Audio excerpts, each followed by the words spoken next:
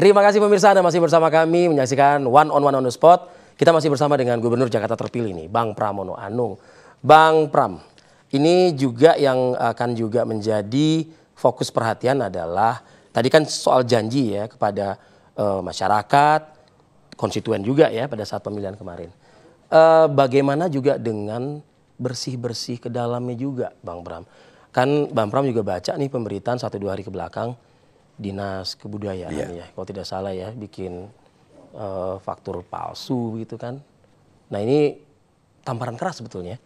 Dan apakah Bang Pram juga akan memiliki komitmen kebijakan juga Bang terkait dengan hal ini? Jadi untuk internal, terutama bagi ASN, terutama bagi para pejabat yang ada di Pemda Jakarta, jangan bermain-main untuk urusan itu dengan saya.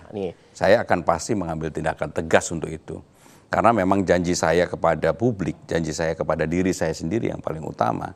Saya akan nggak populer juga nggak apa-apa, saya akan bekerja keras dan saya akan mengambil tindakan terhadap hal-hal seperti itu. Karena begitu saya melihat ke bawah, ke masyarakat, belanja masalah, yang membuat bersemangat banget adalah betapa menyedihkan yang ada di bawah itu. Dan saya juga kritik yang ada kepada Pemda DKI. Persoalan pendataan Kartu Jakarta Pintar yang menurut saya amburadul. Sehingga dengan demikian itulah yang kami akan lakukan perbaikan.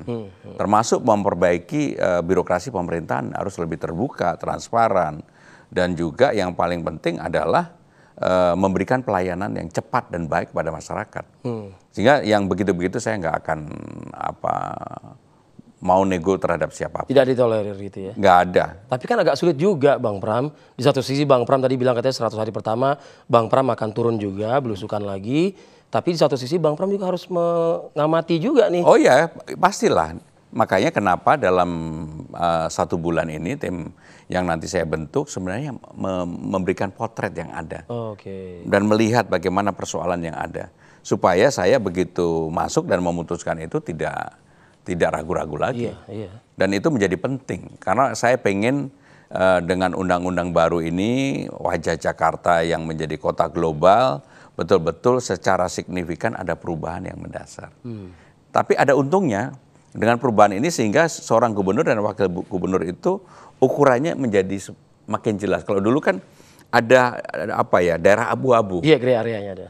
Apa yang menjadi kewenangan pemerintah pusat, apa yang menjadi kewenangan pemerintah Jakarta, seringkali overlapping. Tumpang tindih jadinya. Tumpang tindih. Kalau sekarang enggak, yang menjadi kewenangan Jakarta ya Jakarta, full Jakarta gitu. Termasuk kita mempersiapkan diri, kalau memang apa yang disampaikan oleh Bapak Presiden Prabowo Subianto tentang beliau menyampaikan bulan 2028 akan pindah ke IKN, kita juga harus bersiap-siap karena akan banyak gedung-gedung yang kemudian akan dikelola oleh pemerintah Jakarta. Bahkan ada beberapa peraturan dengan perpindahan nanti yang kewenangannya menjadi full pemerintah Jakarta.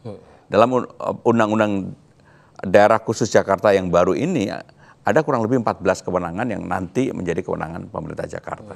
Dan untuk itulah kami mempersiapkan diri, kami akan betul-betul bekerja keras untuk bisa apa yang menjadi kewenangan pemerintah Jakarta yang didelegasikan oleh pemerintah pusat itu bisa kita jalankan dengan baik. Kalau kita melihat gaya kepemimpinan Ahok misalnya, tegas ya kan, ngeri-ngeri sedap lah begitu. Mas Anies, kalau sebagian orang mengatakan kayak silent killer gitu.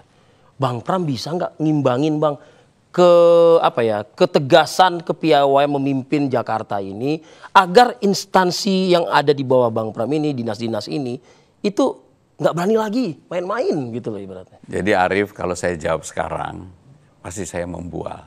Tetapi saya akan membuktikan bahwa apa yang menjadi gaya kepemimpinan saya pasti orang akan mencatatnya.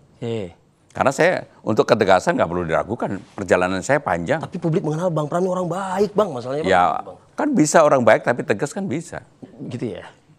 Kan bisa. Selama ini ketika saya menjadi pimpinan DPR, menjadi sekjen partai, menjadi pembantu presiden selama 2 periode, kalau mau menanyakan saya, tanyakan ke anak buah saya gitu ya. Oke. Bahwa ketegasan itu penting, tetapi kita tidak boleh kehilangan silaturahim. Tidak boleh kehilangan senyum. lesung pipit saya menjadi andalan saya. Asik.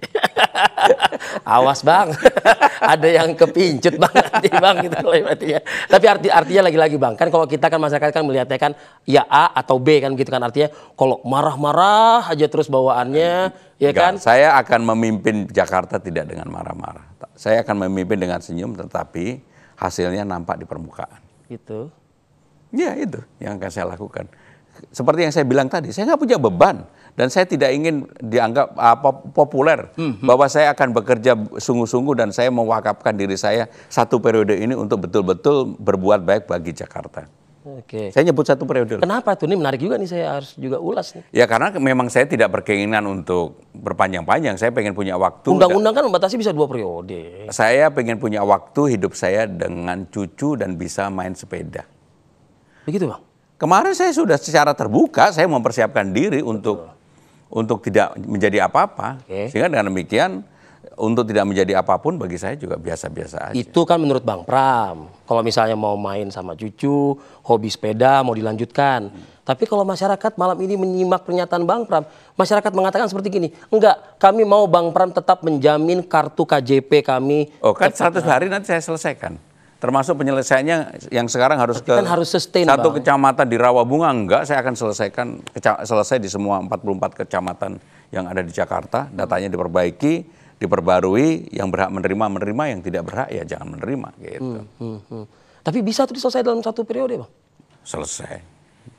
Yakin Bang? Tergantung hati kita, Nah, tekad kita, kesungguhan kita, kemauan kita, keberanian kita, keputusan kita. Pasti berani. Gitu. Tapi kalau misalnya dibujuk-bujuk nanti misalnya sama taruhlah orang-orang dekat gitu ya. Enggak, saya enggak terbujuk kali ini. Ya kan saya belum nyebut namanya Bang. Ya tapi enggak terbujuk. Misalnya dibujuk kata Pak Anies gini, bagus Mas Pram, Bang Pram ini nih gitu kata. Udah kamu jangan ngompor-ngomporin. Saya pengen punya waktu dalam hidup saya dengan cucu saya, dengan keluarga. Kata Pak Ahok nanti kan, Bu, Bang Pram bagus Bu, gitu dia gitu. Udah.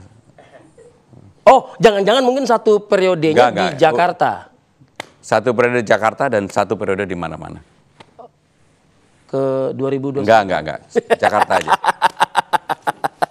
Bener loh. Saya ini orang, Arif, ya ini biar kelihatan serius. Ya, clear. Saya orang yang selalu melakukan sesuatu itu iya, enggak. Dan kali ini saya betul-betul berkomit ya. Berkomit bahwa ada pejabat yang tidak mengejar jabatan. Karena memang selama ini saya juga tidak pernah mengejar jabatan. Saya mendapatkan jabatan 5 kali kan di Abang tadi jawab. Termasuk ketika menjadi wakil sekjen partai, terpilih menjadi anggota DPR, bahkan ketika saya menjadi pimpinan dewan, saya sama sekali nggak pernah melobi Ibu Mega untuk menjadi pimpinan dewan, sama sekali. Termasuk dengan Pak Jokowi 2 periode menjadi menteri beliau, nggak pernah saya ngelobi. Termasuk kemudian diberi amanah untuk menjadi calon gubernur. Sehingga saya terlalu biasa orang yang tidak mengejar jabatan.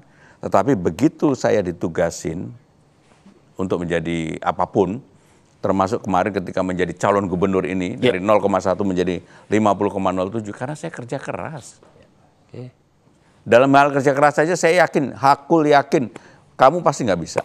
Loh, kita kan berbeda Bang, ya kan artinya kalau misalnya Abang kerja keras, ya kita lah yang akan mengawasi kerja kerasnya Abang kan. Iya, dan harus diawasi. Harus diawasi ya. Bang, Abang dengan kerja keras bisa naik loh Bang, luar biasa. Kalau Indonesia katanya butuh orang kerja keras, bagaimana Bang? Kerja keras Jakarta aja. Dan udah, itu? Saya kerja keras Jakarta aja, menjadi nggak populer di Jakarta juga nggak apa-apa. Yang penting saya akan dikenang orang Jakarta bahwa saya berani mengambil keputusan. Luar biasa, luar biasa. Berani mengambil keputusan, termasuk tidak populer. Termasuk dicaci maki banyak orang, nggak apa-apa. Kalau elektabilitas tambahan melejit? Enggak, udah kamu jangan mancing-mancing. Kalau gitu pemirsa kita jeda dulu ya kalau gitu ya pemirsa ya. Kita akan kembali lagi dengan yang lebih dekat lagi dengan Bang Pramono Anung nih. Menarik nih kita kupas ya. Usai pariwara kami akan kembali. Tetaplah bersama kami.